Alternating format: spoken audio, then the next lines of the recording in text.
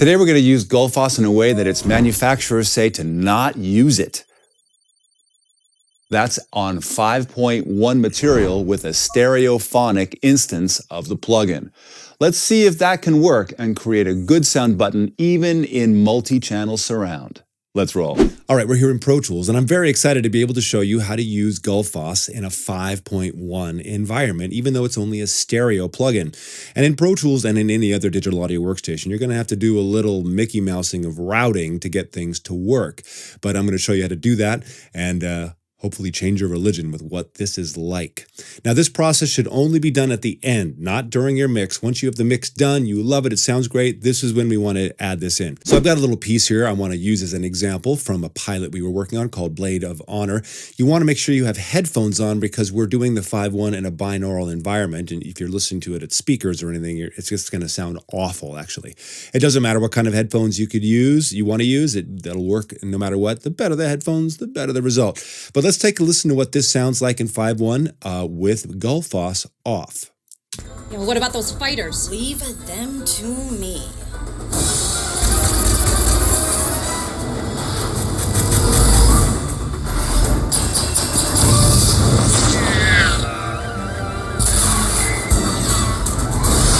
And with it on. Yeah, what about those fighters? Leave them to me.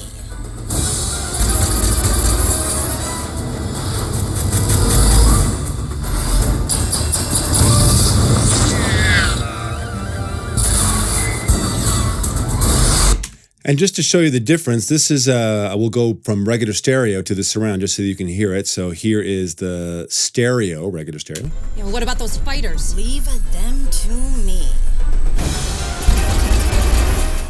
And surround.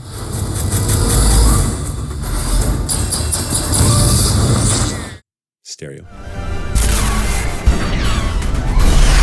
So it's definitely compatible, even with all the phasing and crazy stuff that's going on in the wonderful world of binaural.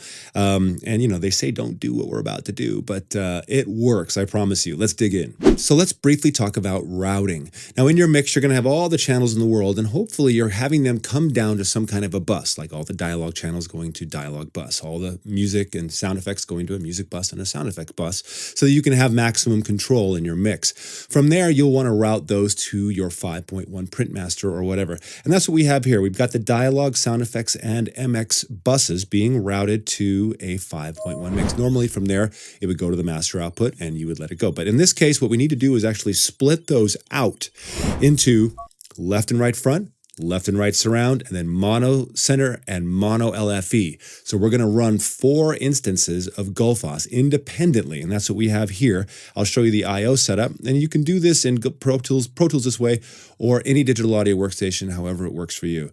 So we've got, there's the 5.1 master, and the subgroups, you can see 2 mono, 1 for LFE, 1 for center, and then the left and right, and then the left and right surround. Now this takes quite a bit of computing horsepower. This is an HDX2 system on a 12 core. And if you don't have that kind of processing power, it's going to be very difficult for you to do, but it certainly can be done.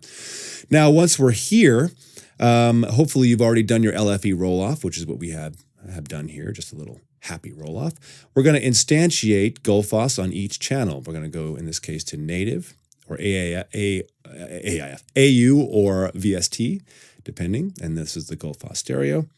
And then I'm going to copy the stereo to the surround, so that is stereo for both. And then sound theory mono, Gullfoss, and copy that.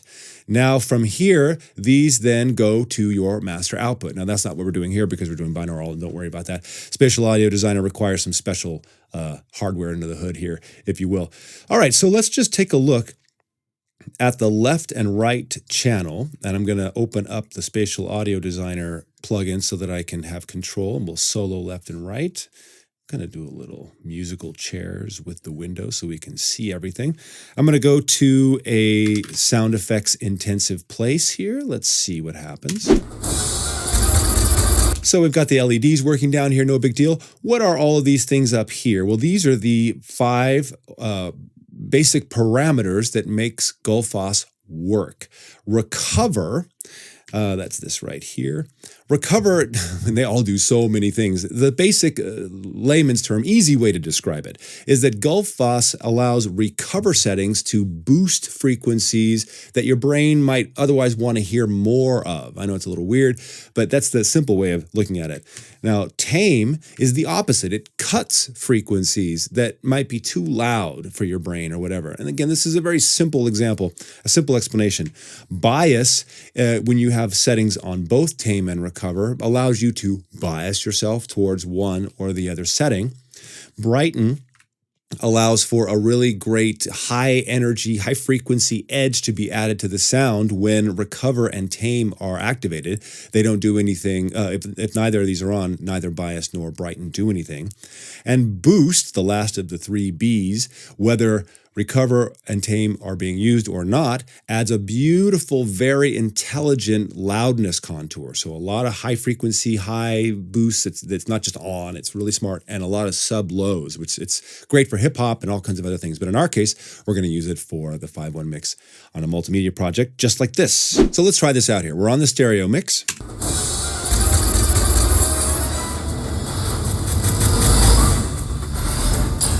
And you can immediately see almost an infinite amount of intelligent EQ bands. It's just working and doing all kinds of things. If something gets too strong or too loud, it's just, or too lit, not strong enough, it's just instantly working. It's amazing. Now, a 200% setting is, way too much. And I'm using settings that we would probably double what we would normally use just because we're streaming so you can hear it. But you can see that. Now here's what tame does if I make a really horrible 200% setting.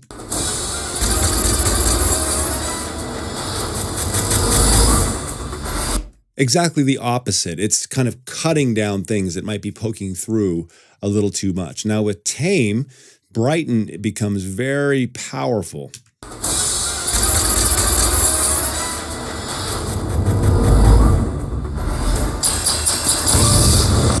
It doesn't work as powerfully with recover because recover is already doing some of those frequencies. And by the way, I want to mention that if you hold down Alt or Option, you can A/B between settings. So there's 93%, there's 0, there's 93. It's really cool for doing any A/B stuff. Here's Boost, a really strong setting.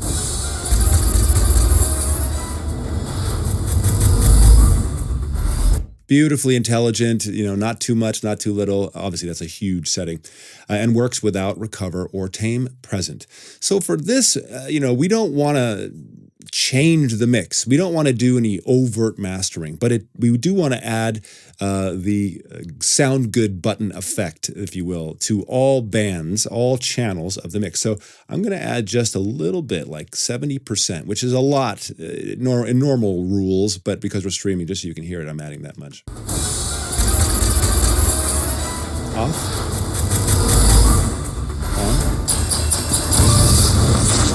And maybe just a little bit of brighten and a little bit of boost. Because what we're doing with these full bandwidth speakers, which sometimes cinema owners don't buy the best for, is giving them a little broader frequency spectrum kind of help in the lows and the highs. So this boost, along with some recover, really assists.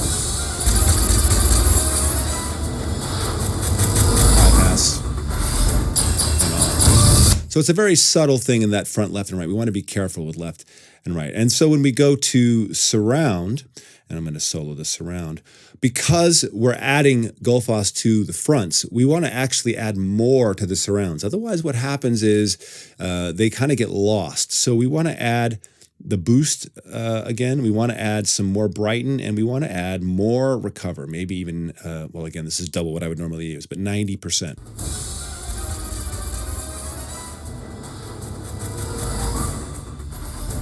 You can really hear the difference here. And when we put them together now, there's very little phase issues that are going on. And that's the thing that the folks at Sound Theory were most concerned about doing this. So you're going to get all kinds of phase weirdness. But the fact of the matter is, in a real room, the surrounds and the fronts are going to have phase issues anyway. And for whatever reason, Gullfoss appears to manage it very well, even in this faux binaural environment. So it's pretty cool. Now the important channels, which is the center channel. Let's just take a look at that for sure, for sure. Here we go. We're going to solo center. And let's find some dialogue. Approaching the aft cargo hold. On my mark, 90-degree turn away, shield. Again, we don't want this dialogue sounds fine. It's got its own little room. It's got its all the, and the effects that are in the center channel sound fine. We just want to help them out. And what we learned in the dialogue video is that using tame on dialogue can sometimes be problematic, can sometimes do a little too much squelching of certain frequencies. So we only really want to use recover and some boost. And we want to take this, which is the bypass sliders, for lack of a better term, and bring them up to about 100 hertz. And what that means is that recover and tame don't work below 100 hertz, and you can do it on the right the same. Because there's nothing really going on below 100 hertz in the human voice anyway, so we don't want to add any stuff that's going on in there. The only time that wouldn't be the case is if you had a lot of powerful sound effects whacking, forward in that center channel. Then you'd want to bring this down. But in this case and on this project, we really don't. Approaching the aft cargo hold. On my mark, 90-degree turn away, shields full aft, arm cluster missiles, and take out those guns. And then with it off. Approaching the aft cargo hold. On my mark, 90-degree turn away, shields full aft, arm cluster missiles, and take out those guns. What about those fighters? Leave them to me. Yeah, it just gives it a little sizzle, a little extra punch, and contours those low mids in a way that is really, really nice. Now, for those of you on cheap headphones, you're probably going to be bored here for a second because we got to deal with the LFE. You're not going to hear anything. But those of you with good headphones, like the Cinema Sound EX29s that I've got on right now, you're going to have a grand old time. Always remember that you need to roll off that LFE. Don't send full bandwidth stuff to the LFE. I mean, you're going to get a call from quality control if you do anyway. First thing you want to do is take the right bypass frequency all the way down to 90 hertz so that nothing up here is going to get messed with. And all I want to do is add recover at about 150%. Again, double what I would normally do just so you can hear it. But what it does is, well, check it out.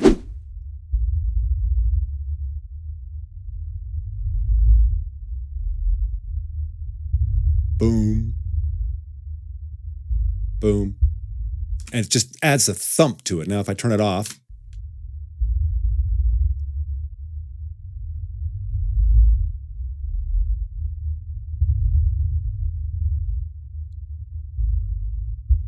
I mean, it's fine, right? It's a good mix, but this adds so much more lows to it. Now, you could add boost, but what happens is your LFE channel starts becoming really, really loud.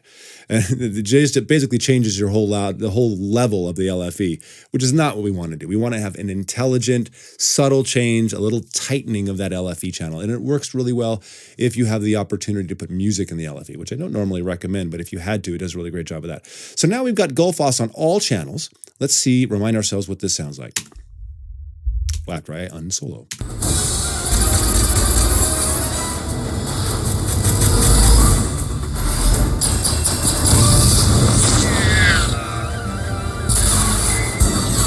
And one more time with it off.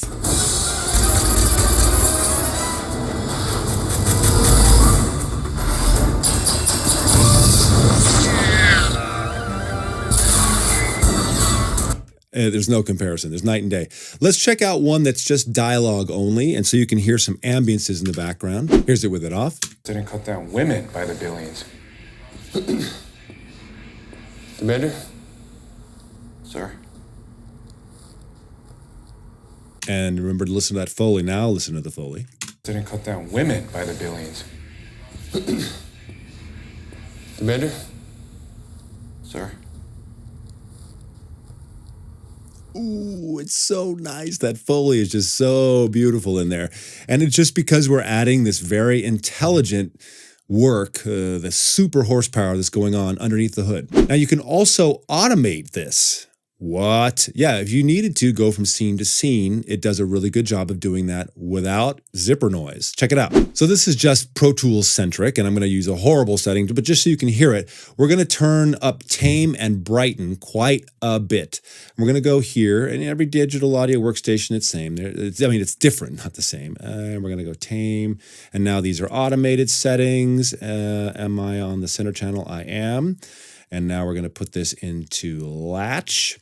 And now I should be able to move, tame, and brighten as we go. Didn't cut down women by the billions.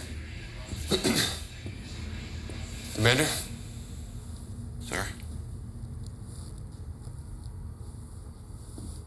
Okay. Luckier than you know. And now, no zipper noise at all. Let's see if it plays back. Didn't cut down women by the billions. Commander? Sir? Okay. Totally dope. Zero zipper noise, fully automatable, and you're on your way to a mix like you could have never imagined before. All of us at cinemasound.com use Gullfoss all the time. We love it. Take a look at some of the videos here on this website to learn how to use it on all kinds of buses and individual tracks, including dialogue, sound effects, music, and even 5.1 surround. Dope. Until then, we'll see you in post.